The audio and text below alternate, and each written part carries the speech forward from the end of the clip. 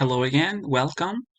This week we are talking about cyber crimes and cyber criminals, and it is a nice opportunity to become conscious, to become aware, but also to be informed, to know what cybercrime is, how cyber criminals work, and to help others um, prevent situations in which they do not want to get involved. In the previous video, the last part, we were talking about cybercrime, the definition of cybercrime. And as you probably remember, it has to do with crimes committed using computers, and or the computer is the tool to commit an offense. Some cybercrimes: web defacement. Web defacement is an attack in which malicious parties penetrate a website and replace content on the site with their own messages. That is an example of cybercrime. Identity theft, that happens when somebody else starts using your name, your documents, your information. Unauthorized network access, when somebody, for example, enters your Facebook account and starts sharing information, downloading pictures. Child pornography, which is unfortunately a crime in our country and in Latin America, that its numbers are huge. Cyber stalking, when you people start following you, attacking you, or through your social media, through your emails, and they follow you in a way that is not appropriate. You feel intimidated. Interception and fabrication of emails, internet fraud, and theft of passwords. All of these are examples of cybercrime situations that we, as teachers and members of the 21st century, face. Okay, let's talk very quickly about some cybercrimes. Well, so we have harassment, particularly 3 cases of harassment: cyberbullying, normally between minors; cyber harassment, normally between adults; and cyber stalking, that is more serious. The stalker demonstrates a pattern, so you recognize certain hours, certain websites, and certain tendencies in the way this person is attacking you, and it really poses a threat of harm that is not only physical but it is also psychological. So harassment is like the general crime, but we have 3 specific cases: cyberbullying, cyber harassment, cyber stalking. Cyberbullying, minors are involved; cyber harassment, adults are involved; and cyber stalking, when there is a serious threat to your physical and or psychological well-being. Phishing, this has to do with emails, messages, and also internet messages or messages through your cell phone, and they appear to be from someone that you know, someone that you have some contact with, but they are designed to confuse you, to trick you into providing certain information. Sometimes that might be usernames, passwords, but it also might be personal or sensitive information. That it's phishing. And farming, that it's when the criminals redirect you to a phony or false website, even if you are using the URL. Sometimes it happens with banks, and then they can, by doing that, they can they are hijacking a company's domain or name. Sometimes the changes or the differences are so subtle, so small, so little, that you might inadvertently, unconsciously, go into the phony website and provide information, personal information, sensitive information. So it is important to know these two crimes: phishing, when we receive emails and we accept those emails thinking that we are, or believing that we are interacting with somebody else, with a person that we think we know, or a company that we feel we have heard. But of course, that's false. And farming, when we are redirected to a phony or false website, and then we share information that it's personal and sensitive. Fraud, schemes that normally convince you to give money or certain things to people. So, unfortunately, when you are maybe checking your email, you might receive emails asking you for money to help a poor child somewhere, or a poor woman near you, or asking you to donate things. Fraud is another example of fraud is shield biting. And shield biting happens when sellers place bids on their own items with the intention of inflating the price of the product, that it's an audition and or that is for sale.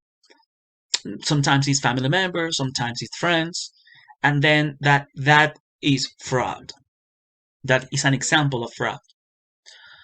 Another crime, identity theft. Somebody's using your name, your bank or credit cards, your here in Colombia, your cédula, or sometimes even if you are a student, people use your student number, and they do so by installing keyloggers, programs, or devices that capture what is typed.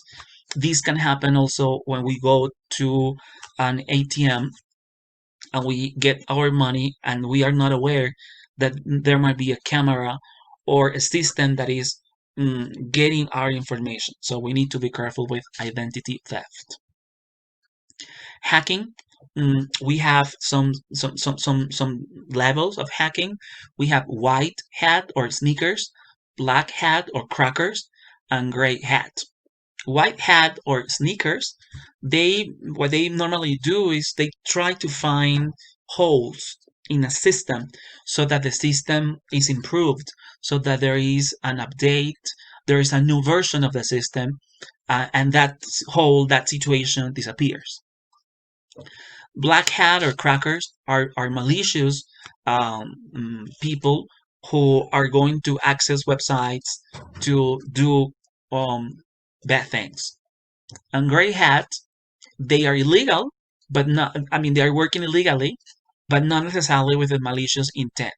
So, for example, they want to share with a particular audience some information that is private, or some information that has been hidden, or some information that has been modified, and you want to have access to the first version.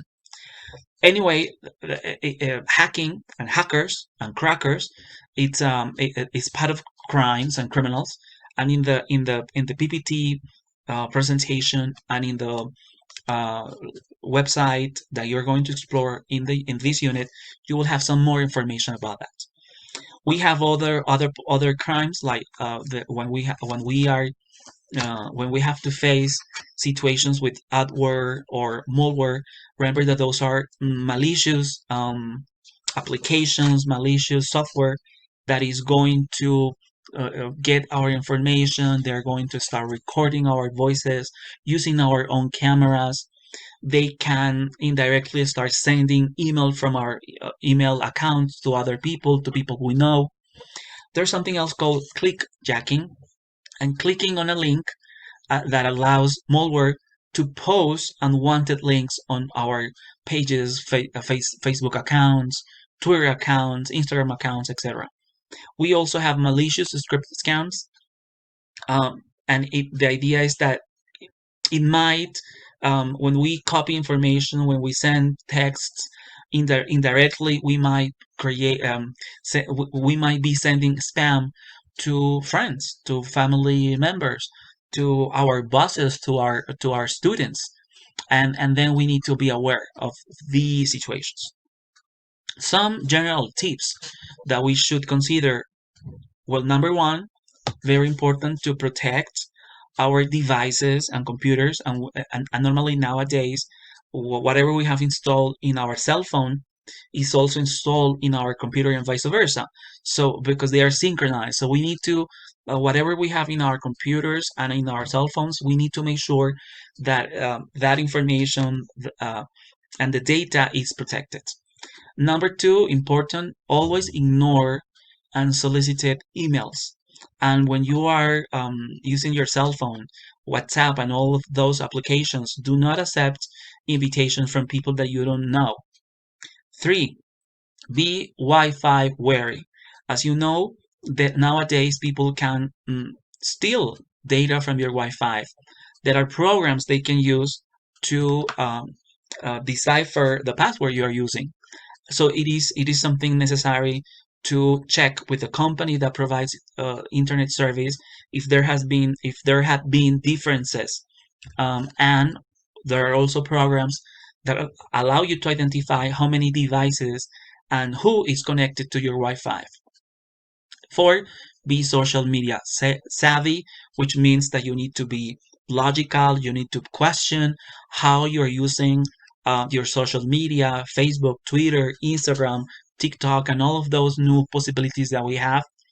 You need to know who is supposed to have to be your friend online, to be your online friend or pal, and then you need to keep an eye on who follows you, who shares your information, etc. And number five, shop safely, which means that when you go online and you check your bank account and etc., you're doing it safely.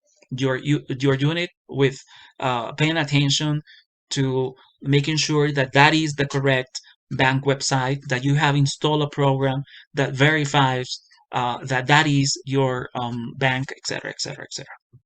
Protect your devices, ignore unsolicited emails, be Wi-Fi wary, be social media savvy, and shop safely.